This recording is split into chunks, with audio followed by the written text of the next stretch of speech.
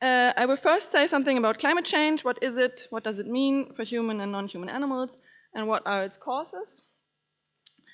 Then I will explain how, in my view, the struggle against climate change and the struggle for animal liberation are related or hang together on different levels.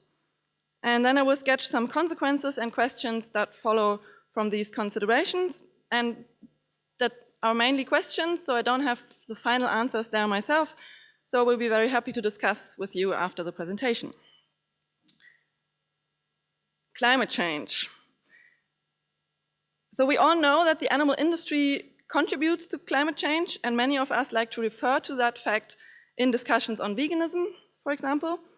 Still, I think that many of us do not take the topic seriously enough. At least that was true for me for a long time.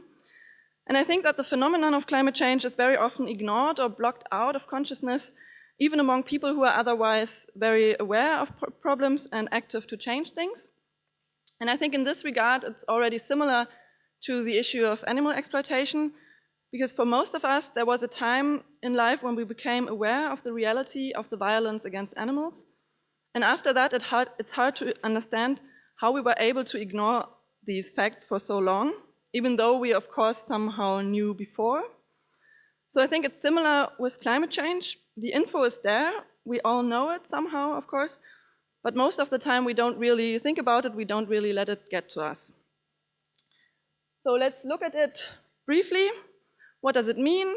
Well known. It means that average temperatures rise. It's a global phenomenon, and it's anthropogenic. That means humans are responsible for it.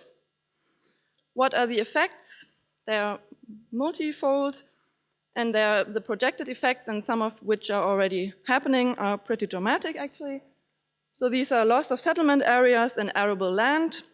That's due to flooding and sea level rise and desertification through movement of climate zones. Then there's diminished access to drinking water, because salt water, for example, is pressed into rivers and the groundwater through the sea level rise, and also because glaciers disappear and the corresponding rivers dry out. Then climate change leads to a collapse of ecosystems and loss of species. So that's true for coral reefs, for example, tropical forests, most prominently for polar ecosystems. And yeah, ecosystems collapsing or in danger, and species dying out at an accelerating rate at the moment. Then we have more extreme weather, which we are already seeing around the world, because climate change or the rise of temperatures increases the likelihood of floods, storms, and droughts, and of course also of heat waves, so like deadly heat waves that are also already happening and will get even more frequent in the future.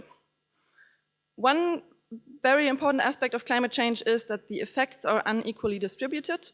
So on the one hand, more changes like desertifications actually happen in the global south, and on the other hand, where people and countries are poorer, they are thereby less able to deal with the effects, so they don't have access to technological solutions, for example, in the case of drinking water, in other cases. And that basically leads to even more global injustice. And of course, adding to that is the fact that the causes of the climate change lie primarily in industrial countries. So more and other effects are not really predictable in advance, because the climate is such a complex system. So nobody knows actually where we will hit so-called tipping points that set in motion other mechanisms and lead to even more catastrophic results. So for a long time there was the talk of 2 degrees Celsius, that is a kind of safe space, but that's an arbitrary number in a way, so we don't know if it really is safe. And in any case, it's very unlikely by now that we will stay below 2 degrees. And for 4 degrees, it's very likely that some tipping points are hit. So what are the causes? Everyone knows greenhouse gas emissions, carbon dioxide, methane, nitrous oxide, and others. They heat up the planet. Where do they stem from? Energy supply, industry, transport, forestry, and agriculture. And in more general and abstract terms, I think we can say what drives climate change is an increasingly energy and resource-intensive economy and lifestyle. And what are the causes thereof? Of course, that's a huge question and much debated also. But very generally, I think it's safe to say that industrial growth and increasing emissions are due to economic structures, politics, and culture. Oops. Of course, at this point, we would have to analyze what exactly these consist in, and a lot has been written about it, and I will sketch some aspects of it in a minute, still very generally though. So now I want to look at ways in which climate change and the struggle for animal liberation are connected. And I think there are different connections or connections on different levels. So the obvious connection is that we all know is that animal production contributes massively to climate change. How is that? Most relevant factors are direct land use for grazing animals, animal digestion, so the methane that ruminants produce in their digestion system, but also methane is produced if the excretion of other animals like pigs are stored to the exclusion of oxygen. Then there's feed production, that's a big factor. Here what counts is land use and production of use of fertilizer. And there are emissions from transport and energy use generally. So that are the different sources of emissions. And of course, it's nice to have a number to put on the contribution of animal agriculture or animal production to climate change. So to say it's responsible for this amount of greenhouse gases. Unfortunately, the calculation is quite complicated. That's because agriculture is such a diversified practice with so different sources of emissions. Also, if you want to estimate the amount, you have to make some fairly arbitrary decisions about how to count what and in what sector to count what. So that are reasons why there are so different numbers around actually that are proclaiming to tell you the exact amount.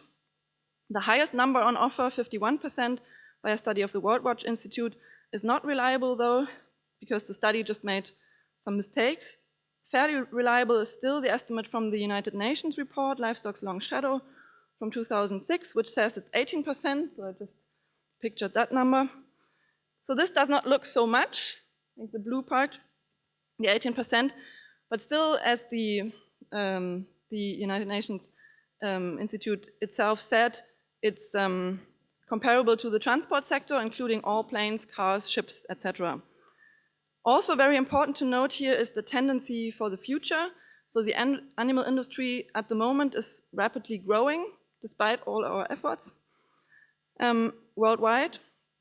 And if the current path continues, that has been calculated, the industry will emit as much greenhouse gases as the entire, in 2050. So if we extrapolate the current development, the current path until 2050, the industry will emit as much greenhouse gases as the entire coal sector is emitting today. So it's a huge amount, now already and in the future even more. That's not the only connection between animal production or animal rights, animal liberation and climate change, but also what was already talked about, climate change affects wild animals. So that happens through destruction or loss of habitat. If areas go under the sea, of course, the animals there are affected too, but also by a change of living conditions. So the climate zones are moving up north, basically, or the many areas get hotter across the globe, and that means that the animals would have to move to cooler climates, but they cannot move as fast as the climate zones, or they cannot actually go over certain barriers or get at home in different environments. Then there's a connection, I think, on another level between animal exploitation and animal liberation and climate change. And that's that there are similar causes both for the current situation in animal exploitation and for climate change. So this is again really big picture now, but I think it's important to see these connections too. Actually, I think both phenomena taken seriously show us that some things must be fundamentally wrong in current society. That's an effect that looking at the violence against animals had on me. So I'm sure some of you will also have perceived it that way or can relate to that experience, that when looking at animal violence, like for the first time really seeing what is happening there, it made me wonder how that can be possible at all in current society, like how it's possible that all this violence and cruelty can happen actually all around us in a world in which most people are actually against cruelty to animals, and still it happens everywhere around us. And that kind of made me wonder that it cannot be just a matter of too little information or too little ethical reflection or something like that, but that there must be something more fundamentally wrong. And it's similar with climate change, I think. So we're living in a civilization that is locked in on a path toward disaster. So it's massively irrational and absurd what we're doing as a civilization, as societies. Again, it cannot be just about personal consumption choices, I think, but there must be more deeper mechanisms at play. So it has to do somehow also with how our society is structured.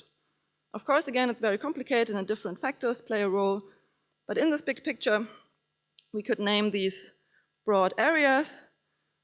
So in the area of economy, what plays a role, in my view, definitely are capitalist conditions like unequal competition, global so-called free trade, growth requirements, etc. So what does that mean? In regard to climate change, generally, for example, the massive resource extraction that is happening is only possible through oppression of local people. The massive production of energy-intensive consumer goods is only possible because of cheap labor. Companies are forced to compete and be profitable in a global market in which most exploitative and destructive practices allow for even cheaper production and therefore more profit.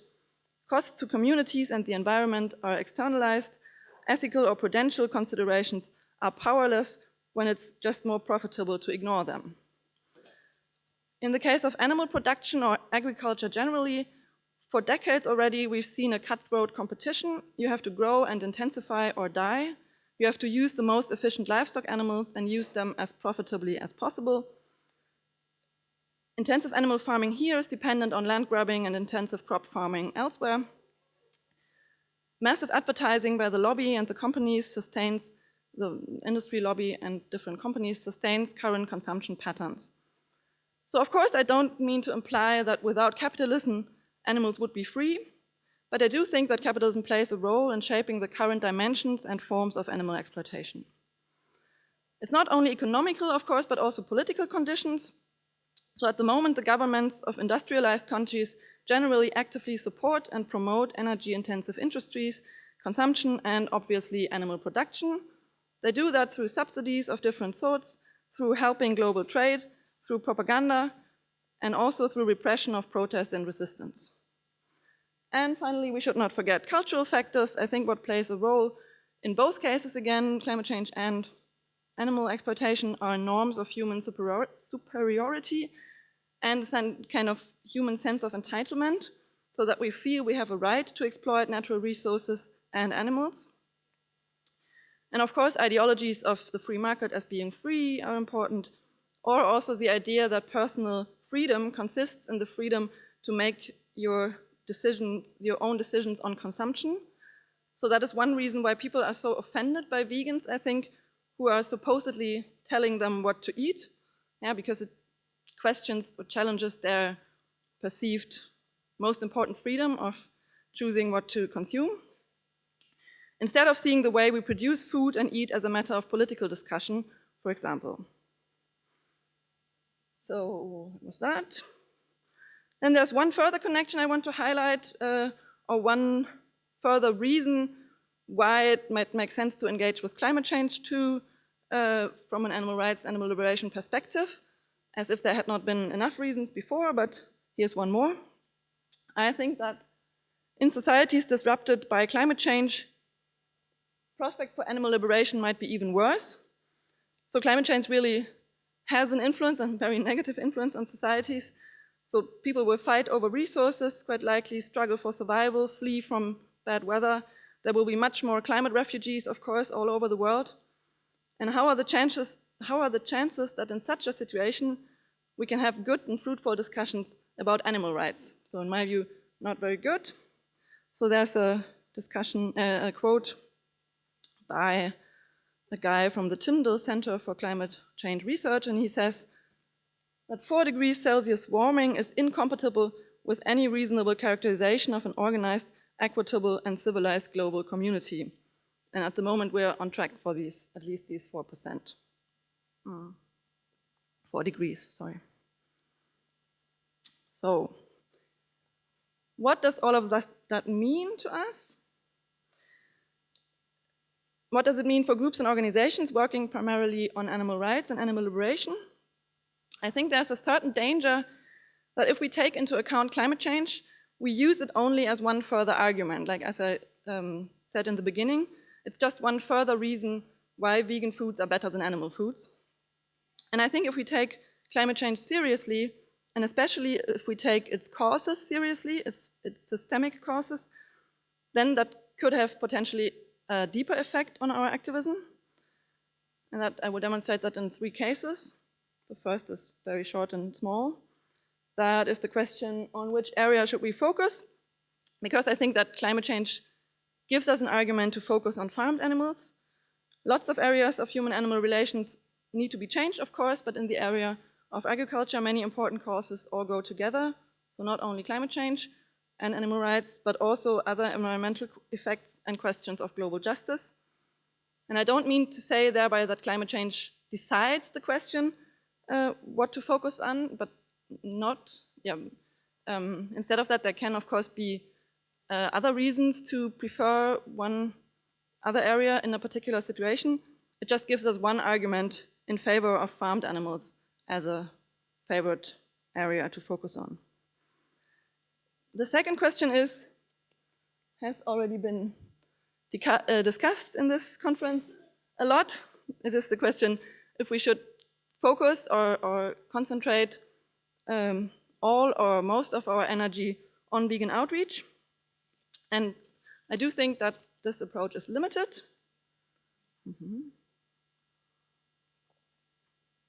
So on the one hand, of course, the effect of individual change is limited.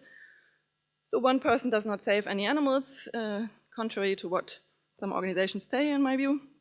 Of course, bigger numbers do make a difference, and then you can calculate down to the individuals. But we should ask ourselves how far realistically the number of vegans in a given society can actually go up.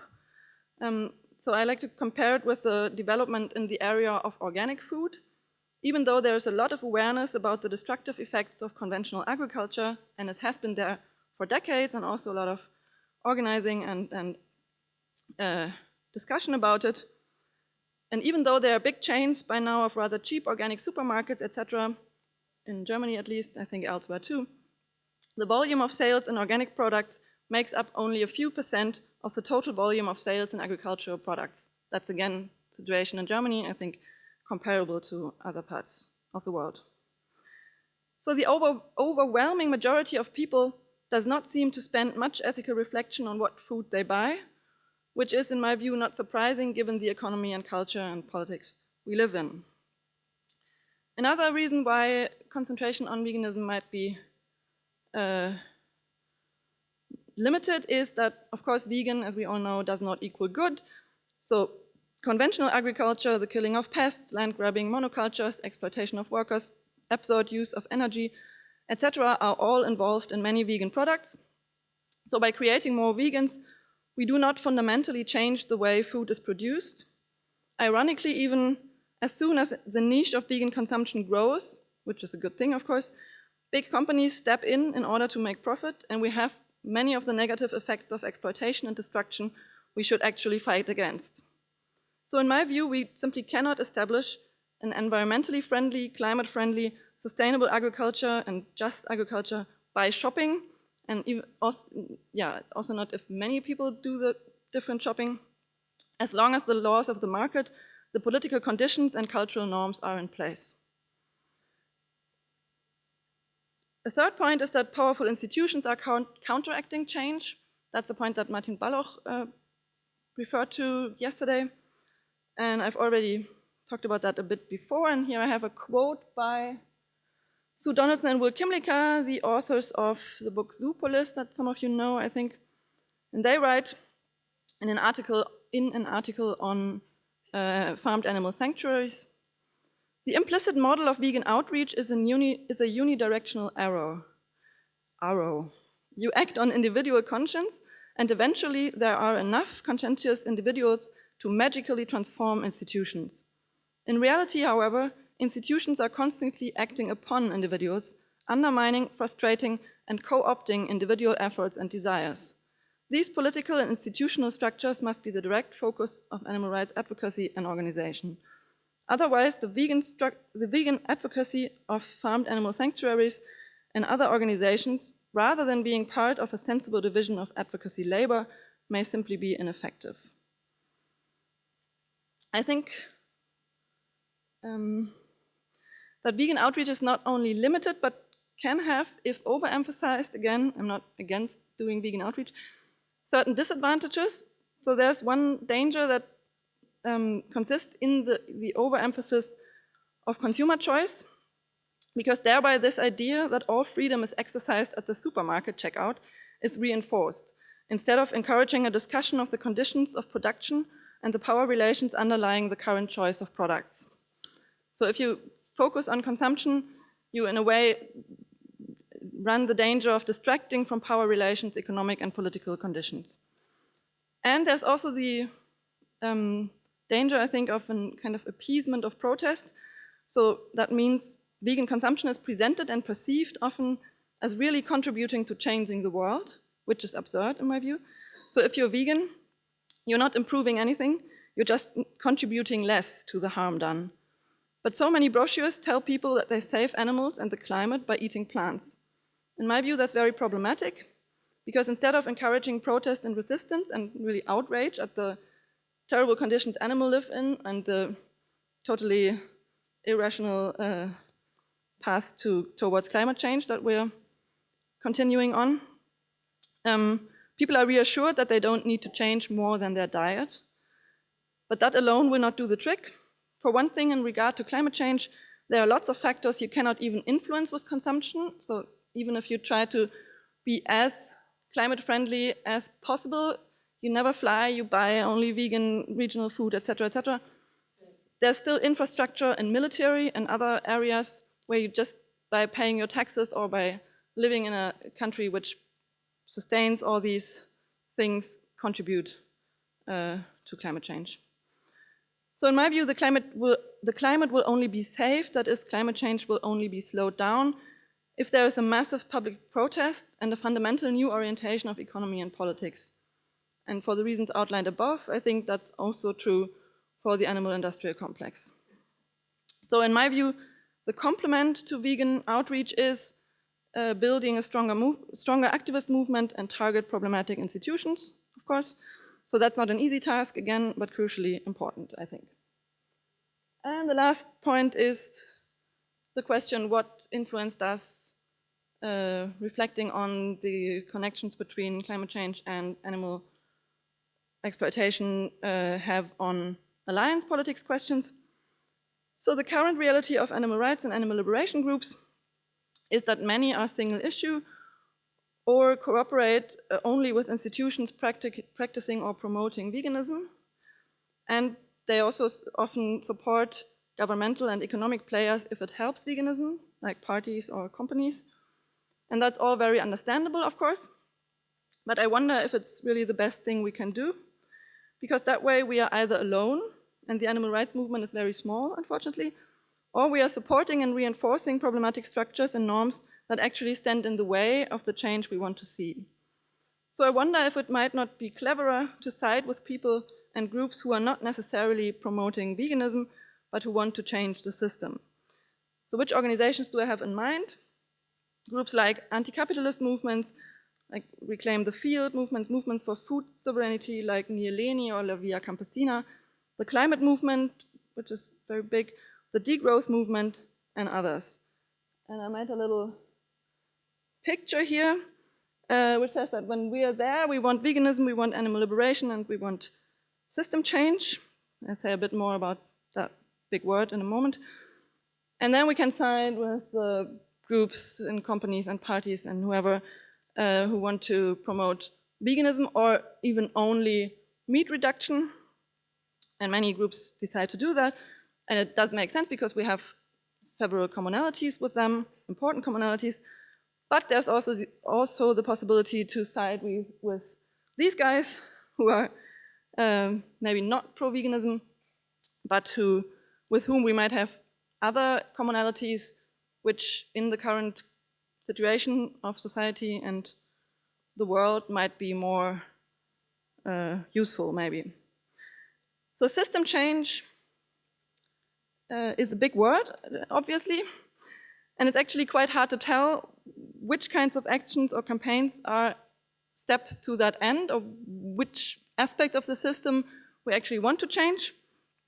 And by saying that we should maybe side with groups attempting system change, I don't mean that anything short of a revolution is not worth doing. Of course, that would be not very smart. But I think that the system-critical attitude influences also the small and short-term strategies and decisions. Just to have little examples, it would be one goal to promote discussion of the fundamental conditions of our current situation in society too. So not only talk about little reforms, but talk about capitalism, talk about growth requirement, talk about exploitation of people and animals in a more fundamental way. And it would be one goal also to be, as a group or organization or a movement, emancipatory and empowering, so to support community organizing and grassroots organizing in order to undermine existing power hierarchies. Of course, alliances with other groups and movements have their limits, so I'm not sure if it could make sense to bond with a group that consists in, for example, actively promoting organic meat, for example.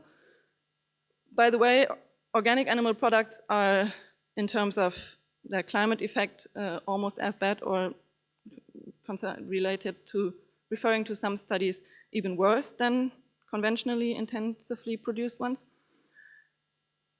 But of course, on the other hand, we should also think of the chance that we might influence these other groups and movements and make them more sensible to the animal question. And that was mentioned before in other talks today, and that's, I think, a very big hope. So the general idea is that this picture is supposed to show that we might need to pick one kind of radicality in a way.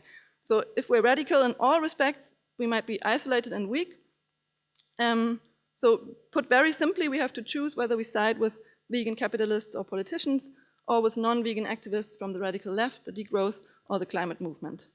And I think it might make sense as a suggestion or a question to side with the latter. So, almost at the end. So when I first planned to give this talk, I was planning to research campaigns and alliances in different countries that somehow bring these topics of climate change and animal liberation together. But I realized that without knowing the local scene in the different countries, and sometimes without knowing the language, etc., it's very hard to judge which are really promising. So I decided, also reasons of time, it makes sense to focus on presenting just the network I'm active in Germany, and letting you know about one other project I find interesting. So I'm working at the moment in a network of groups and people from the climate and the animal rights, animal liberation movement called Animal Climate Action. Was founded last year and is still very small, to be honest. And we were inspired by the action of Ende Gelände. I'm not sure if you heard about it. Like several thousand people walking into a coal mine and blocking it, which happened this year in May in East Germany and last year in West Germany, geographically speaking. And yeah, and so our dream from Animal Climate Action is kind of to organize some big action like that against the animal industry. But that will not happen before last year. And at the moment, we are on the one hand doing networking. So we go to camps and conferences like this and talk about connections, among other things. And we go to, for example, we went to that Ende Gelände protest and showed our own sign. And so that's one thing. And on the other hand, we are organizing a demonstration now in November against the Euro Animal. That's the world's largest fair on animal production. That's taking place in November in Hanover, in Germany. And that's just a rather boring demonstration for now. But we think it makes sense in terms of movement building because we are inviting lots of environmental and climate groups to support it, with some success already. Yeah, so that's that. And then one other thing I find interesting, but I don't really know much about it, I just came across it recently, is a group in the Netherlands, AC Europe, who are not focused, or who have nothing to do actually really with animal rights, I think, but they're doing, but they're interested in agriculture and climate, and they announced that they're planning a big campaign against the animal industry starting next spring. And yeah, and also claiming something like we need to use tactics that have been used and been successful in mobilizing in the climate movement against coal, something like that. They say we should also use in the area of agriculture, agribusiness, and livestock industry or animal industry. So that what I just read on the website looks very promising. So I could imagine, even though they are not pro-animal rights, that there might be interesting alliances even across Europe, given a shared set of kind of system change goals and tactical ideas. That was that. And now I would like to know about other interesting alliances, if you know any, or just other thoughts and ideas you might have. Thank you.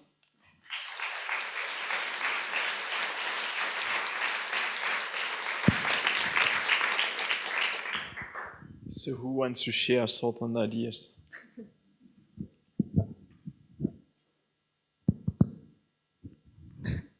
No one. What?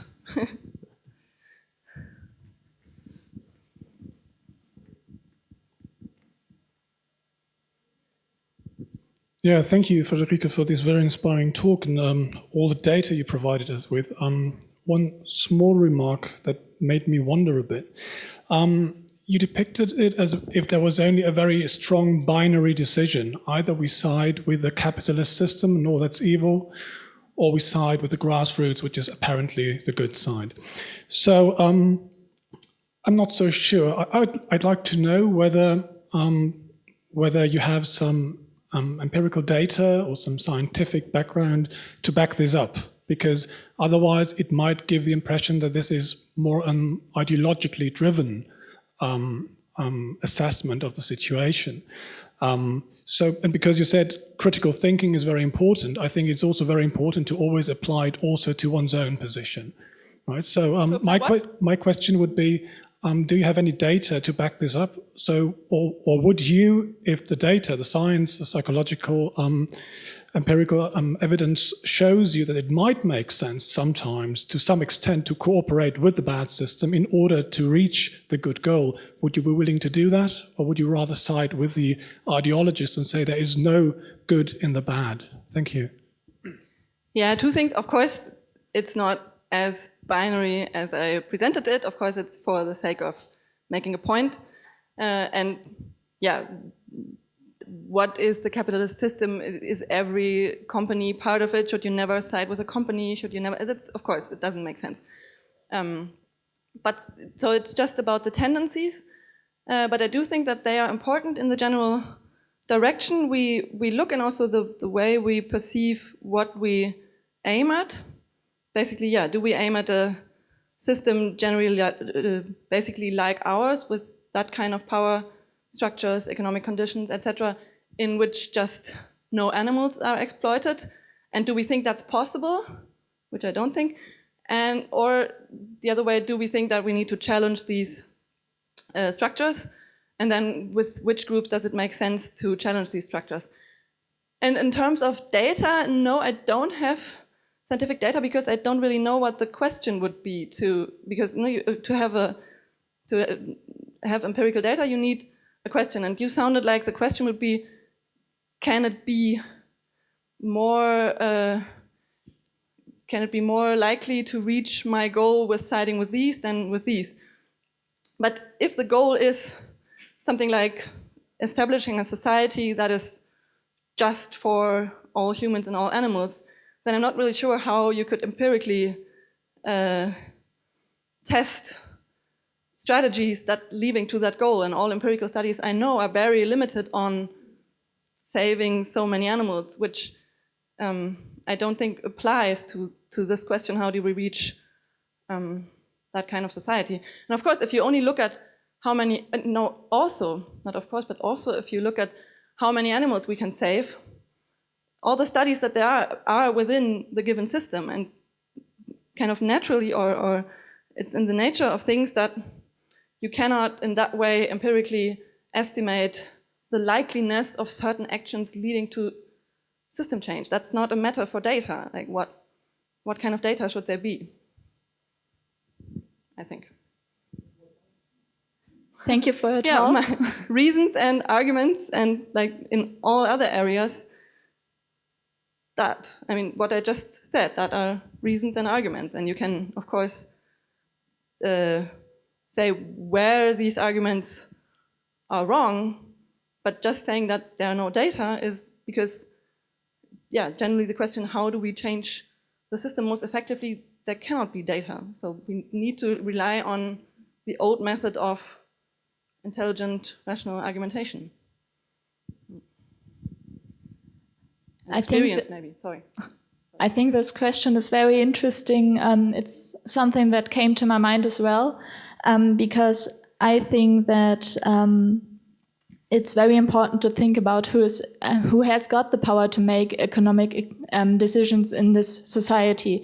And if you want to change how economic decisions are made in this society, you have to change the whole system, because we live in a capitalist society, and decisions are made the way they are the most profitable, and not everyone in this society makes this decision. It's few people which are the decision makers in the huge companies, and I think this is a very important thing to, that you forgot, that not everyone in the society has got the same amount of power.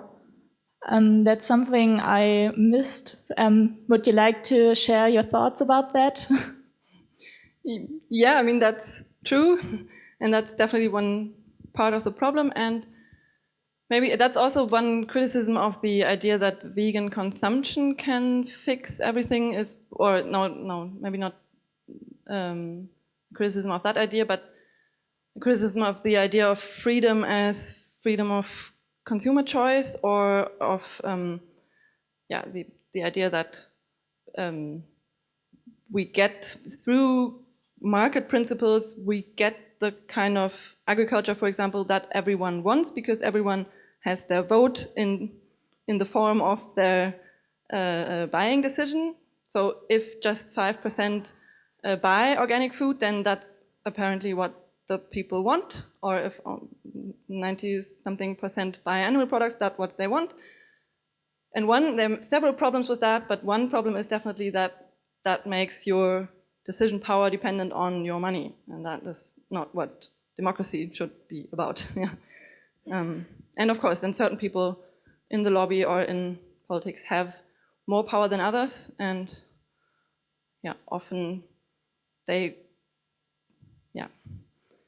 have more power as a person, but they are at the same time also constrained in their actions by the institutions they're in. So even, for example, politicians who now have a great deal of power and who started out with wanting good things, when they're in that position and get all the pressure from the lobbies and from everywhere, they might not have the actual power to do things differently, but they're just fulfilling a certain role. That sounds very conspiracy-like, but still.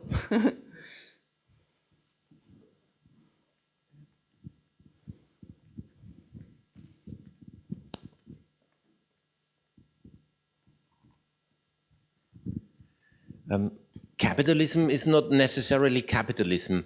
It is, there are different sort of extremes of it. We know of the early industrial time with the complete exploitation of the workforce, with 16 hours a day work and no weekends and no holidays. And it is different today.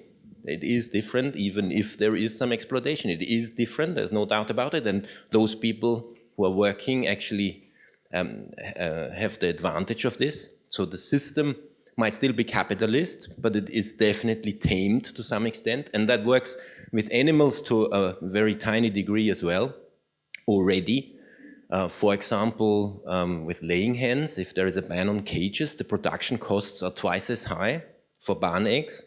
So it is not the cheapest version. So capitalism doesn't always mean the cheapest form of production, but there is some element of taming, some potential.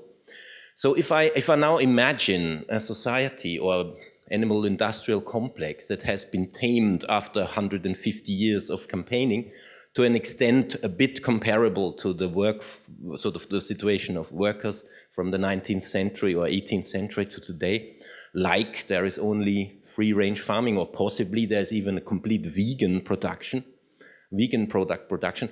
Do you think that is totally, I mean, there is still animal suffering and still animal exploitation, maybe, like when you do grow the broccoli on a big monocultural farm, you will drive over mice and whatever. So there is still that element, which is also existing in human exploitation, but it is tamed to a very large extent. Would you say it is not worth aiming for such a society? No, but I think there's a little, maybe a parallel to the people who always ask if we really transform animal agriculture in such a way that the animals are not killed anymore, so we just use them for milk and dairy, and they have all possible advantages, and they're really happy during their lives, etc. Is it then okay? And I think on the one hand, even there we can still say, no, it's not okay for the animals. They're not free, for example, or they are still viewed as commodities or something like that. And in the capitalist case, we could still say there are, in comparison to a society where, for example, decisions about production are made on a collective consensual basis or something like that. So where we, in comparison to other systems, it's not the best, something like that. But the more, I think, the more powerful argument would be to say, I don't believe that that happens in a way. So again, don't have data to say that, but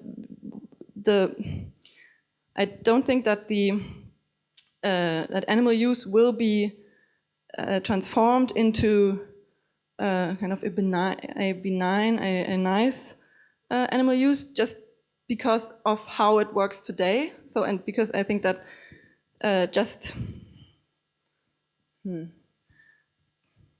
certain principles underlying it today will hinder that change, maybe. So, like in case of capitalism, of course, many changes are worthwhile and worth striving for within general capitalist society.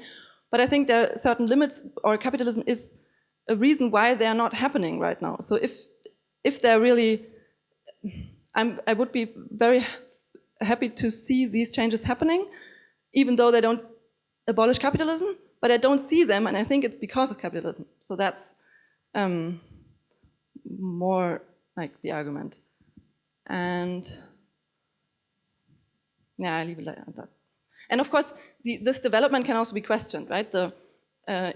Workers here have much more freedom and much more money and much more everything than in the industrialization period, for example. But what about the workers elsewhere? And is not our treatment of the workers here also conditioned by the possibility of exploiting others for cheap labor? So, or doesn't it really have to be a condition, but it's, yeah, if we look at the global situation, it has maybe not really improved. So, yeah, but it's complicated. Front row. Yeah, thanks, Friederike. You were taking on a whole lot of difficult questions. Great talk, thanks very much. Short of a revolution, the system changes are very long and difficult. And we know that we live in a capitalist or perhaps post-capitalist system based on exploitation of people, animals, and animals. And the thing is about changing that system is you need to know where you want to go. So if you want to have a vegan society, what kind of economic system would accommodate a vegan society? So we have to be a bit clearer, and theoretically there are care economies and other intellectual models, but I think before we decide what kind of strategies we're going to use, we need to see what system actually supports this kind of vegan, a vegan world that we all dream of. And I've always been one interested in strategies, and you were saying this difference between the grassroots movements or the others, and do we make a decision or not? And I think, because I think it's a long process that we are undertaking, I think there are third things to do, which is there are vegans everywhere, and they're in the institutions, they're in the political sphere, and these people need to be supported, and they are possibly very helpful. They don't have to be the highest, they don't have to have the highest political positions, but I don't see the outreach from the vegan movements to people in these positions to strengthen them, to do their work within the institutions. So I think being a very practical person, one has to use all strategies possible. One has to, the grassroots movement is important, but it is also important that we understand to work with the industry, that we see this as a long-term process, and that we work with individuals which are placed in positions where they can actually make the changes, and don't underestimate politics. Okay, yeah, just thank you.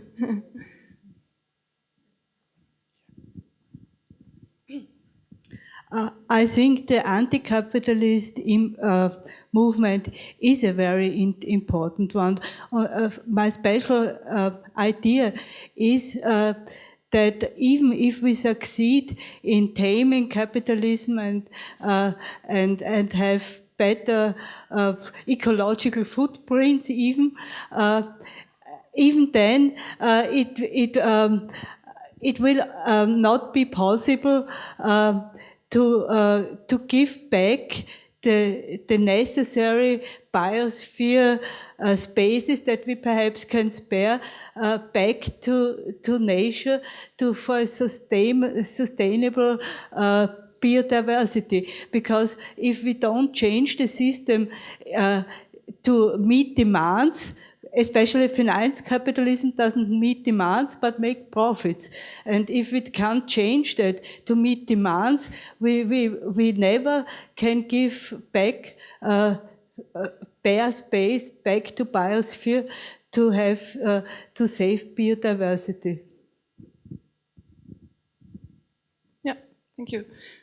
Maybe also one point, of course, that was also so very broad. Of course, it would make sense to define capitalism, and then, of course, there are different aspects that you can take as definitory, like as the defining properties of capitalism. And depending on what you define, what you take as the defining property, it will, of course, depend if you think you can tame it, or if it can be good or not. If it's, yeah. Is someone in the back? More in the back.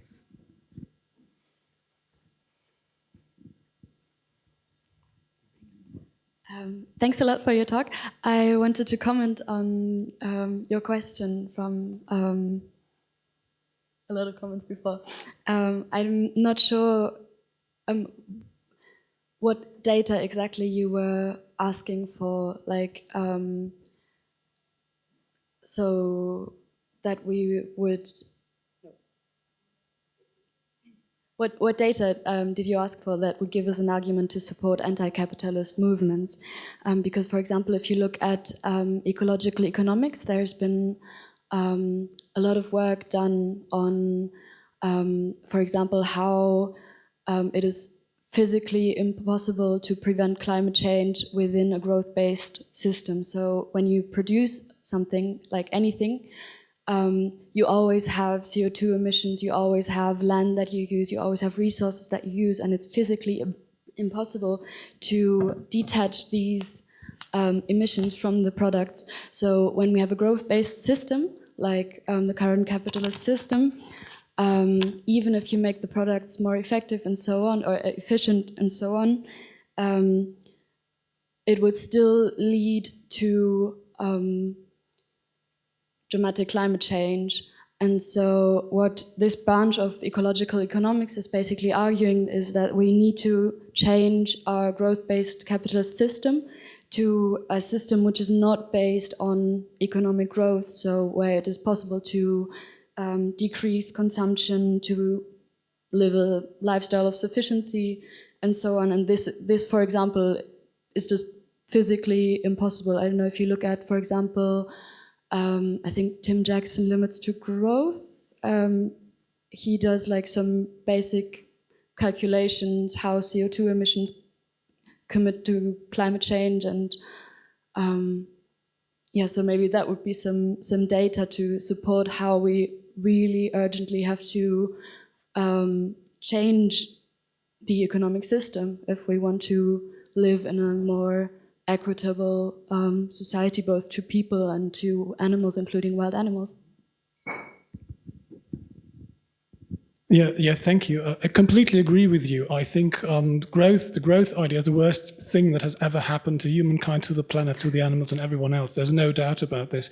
But my question was more about strategy. And I was wondering, and there is empirical data, you can ask the psychologists, for example, to check out what kind of strategy yields the better results in terms of what we want to achieve. And that was my question. Because I'm very often worried when it's just about ideology. So why do many people not read psychologists, but rather read some philosophers? Because philosophers have no idea when it comes to understanding a human motivation. That's a psychologist to do that. And these are the kinds of data I was referring to. There's no question about the framework. I'm completely on your page.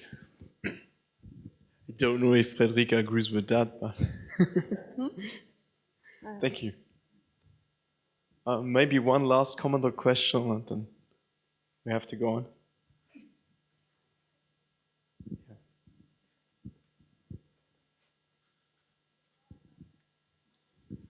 Briefly to this question of this growth, that event, without any sort of possibility to prevent it, should end in climate change. In principle, it is always possible that there might be technical solutions for symptoms alone. Like it was for the acid rain, there was a technical solution, catalysts. Like it was for the ozone hole, there was a technical solution, exchange the CFCs. There might be a technical solution for global warming, like pulling out the CO2 of the atmosphere. So in principle, that is thinkable within the capitalist system. Yeah, the question is just how likely it is and how dangerous, and if there are not much better ways, and if not, promise of that solution plays an important role in continuing the status quo. Right? Yeah. Thank you very much. Yeah, thank you.